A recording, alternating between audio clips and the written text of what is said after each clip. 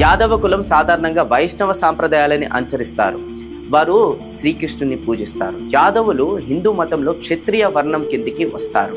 మరి యాదవుల గురించి ఇంకొన్ని గొప్ప విషయాలు తెలుసుకుందాం. The first president of Nepal Ram Bahar Yadav Yadav కులంకి చెందినవారు. అంతేకాదు ఇండియాకి మాక్సిమం నెంబర్ ఆఫ్ సీఎంస్ ని కూడా ఇచ్చిన కులం ఏదైనా ఉందనంటే యాదవ్ కులమే. ద ఫేమస్ ఎల్లోరా కేవ్స్ లో జైన్ కేవ్స్ ని కట్టిన వారు కూడా యాదవ్ కులం వారే. మనందరికీ తెలిసిన the richest temple in the world Padmanabha Swamy temple Yadava కులం వాళ్ళు కష్టంతో మనకి కట్టి ఇచ్చిన గుడి. తిరుమల తిరుపతి దేవస్థానంలో చోళ యాదవ్ డైనెస్టీ వాళ్ళు కట్టిన గుడి. ఈ గుడికి మేజర్ కాంట్రిబ్యూషన్ చేసింది యాదవ కింగ్ వీర్ నరసింహ దేవ యాదవరాయ అండ్ మన రాజకృష్ణ దేవరాయ. ఇంతెందుకండి, మనందరికీ తెలిసిన famous tourist spot in the Hyderabad ఏంది గోల్కొండ ఫోర్ట్ కట్టింది కూడా యాదవ డైనెస్టీ వారే.